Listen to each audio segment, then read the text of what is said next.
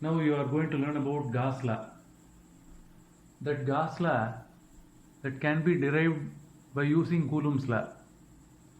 Coulomb's law was already taught in the beginning of the lesson itself. Now you are going to learn a new law called Gauss's law. With the help of Gauss's law, we are able to measure the total electric flux that is originating from a particular amount of charge. Here, look at the previous diagram. Already you know the definition of electric flux. In the case of electric flux, what was taught? Here few lines of force are traveling in the space. In the path of the electric lines of force, we drew the given area, a small area, through which few lines of force they are passing. The total number of lines of force which are passing through the given area is called electric flux. To calculate the electric flux through this small area, the formula is pi E is equal to EA cos theta. This is the simplest formula from which we are able to calculate the electric flux which is passing through the given area. But here the thing is different. Here one charge is taken, the charge from which plenty of lines of force are originating. They are coming from the charge in the outward direction. Now we have to calculate the total flux which comes out from the charge. For that, what we have to do now? We have to draw one imaginary closed surface. Again I am repeating, this is called imaginary closed surface which is drawn around the charge. So the charge is surrounded by a closed surface, that is imaginary one. That closed surface is called Gaussian surface. That closed surface is called Gaussian surface. With the help of Gaussian surface as the reference surface, we are able to calculate the total flux which comes out from the plus Q. For that we have to do certain things. Here you just draw one small area. The small area is drawn on the imaginary surface. That small area is called elementary area. That is called as dA. That is called as dA. Usually that area is taken as a vector. Here dA vector is drawn perpendicular to the surface. Here plus Q is there. At the point P we are able to calculate the electric field. If you place a test charge here, this plus Q it will repel the test charge. So because of that there will be a repulsive force. Therefore this is the direction of electric field. Electric field is also a vector. Area is also a vector. In between E vector and dA vector, both are falling on the same straight line. Therefore the angle between these two vectors is equal to 0. So here one small elementary area is taken. By using this E vector and dA vector, in this small area we are able to calculate the flux. Look at the formula here. Electric flux through the closed surface to be calculated.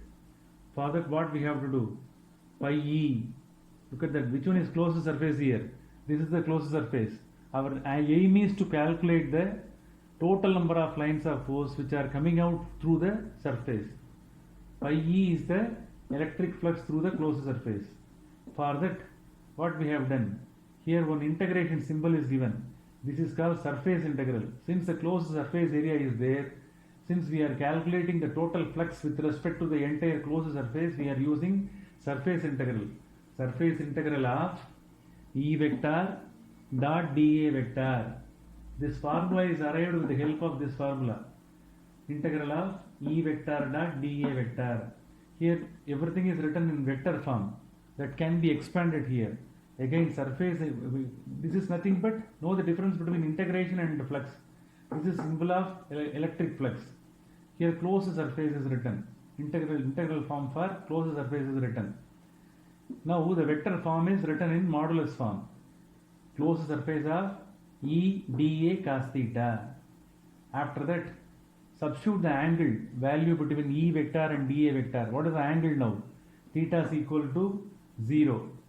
If cos 0 means the value becomes 1.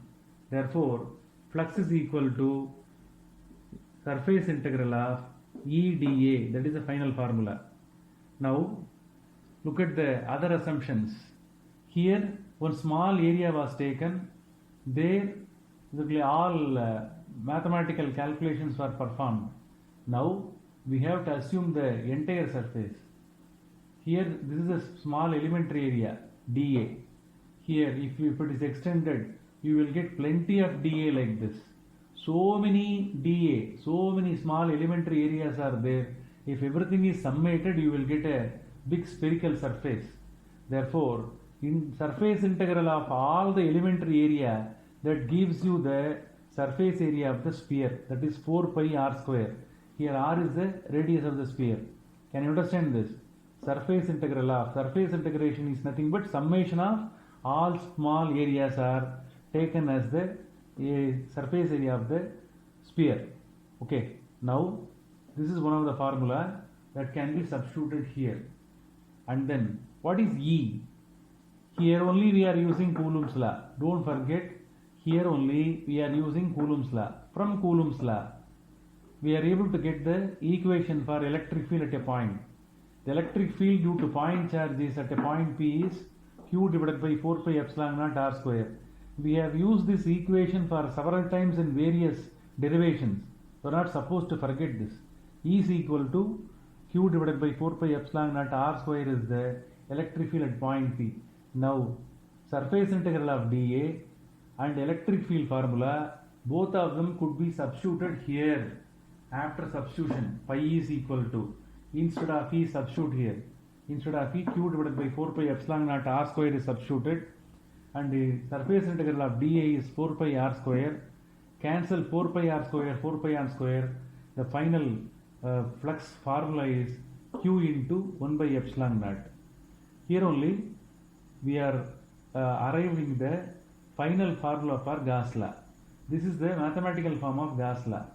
Now I am going to tell you the statement of Gauss's law. You have to follow that. That is electric flux. What is that? Electric flux of the closed surface. What is this? Electric flux of the closed surface in which one is enclosed? The charge is enclosed. That is numerically equal to 1 by epsilon naught times of, how to say? 1 by epsilon naught times of net charge. Net charge means this one. Net charge enclosed by the surface. The meaning is the flux which comes out from the closed surface, that is equal to how many times? 1 by epsilon naught times of the net charge enclosed by the surface. The meaning is the flux which comes out from the surface, that solely depend on the which one? The charge which is present inside the closed surface. The meaning is, with the help of Gaussian surface, with the help of the closed surface alone, we are able to measure the flux. Are you clear? By knowing the value of Q, by substituting the value of Q and 1 by epsilon naught, we are able to calculate the electric flux which comes out through the closed surface. So, this is the final form of Gauss's law. This is derived with the help of Coulomb's law. Thank you. Now we are going to learn how to calculate the electric flux which is originating from a charge when it is enclosed by a closed surface. That calculation that could be done with the help of Gauss's law. Before going to see the calculation, look at the diagram. Here, when plus Q is there, the magnitude of charge is 1 coulomb. This 1 coulomb, it is present within the Gaussian surface, first Gaussian surface. One more Gaussian surface is also there. Now let us assume any one of the Gaussian surface. The charge is enclosed by the first Gaussian surface. Now, therefrom, plenty of electric lines of force, they are originating from the charge. Now we have to calculate the electric flux which is originating from the, which is passing through the closed surface. That closed surface is otherwise called as Gaussian surface. For that, the formula is from Gauss's law.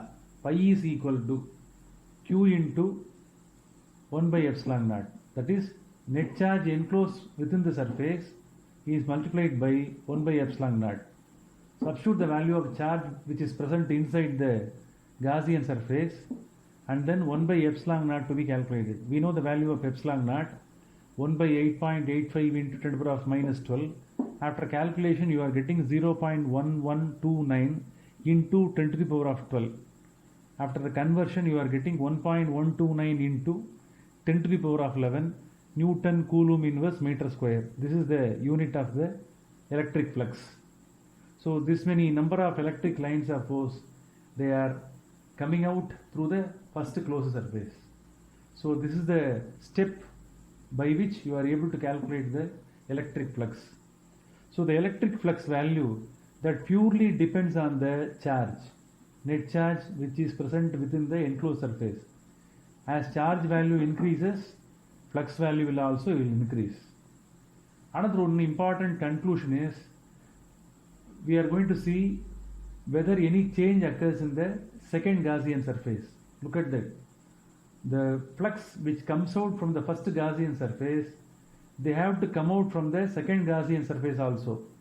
So if you are going on drawing so many number of Gaussian surfaces, there won't be any change in the flux. So that's why the conclusion is written here. The net electric flux is same through all Gaussian surfaces. Through the first Gaussian surface, this many number of flux comes out. Through the second Gaussian surface also, this many number of electric flux comes out from the charge. Look at the other diagram. Here, the charge is placed exactly at the center. Now, the same 1 Coulomb, if it is shifted here from center to point A, will there be any change in the electric flux?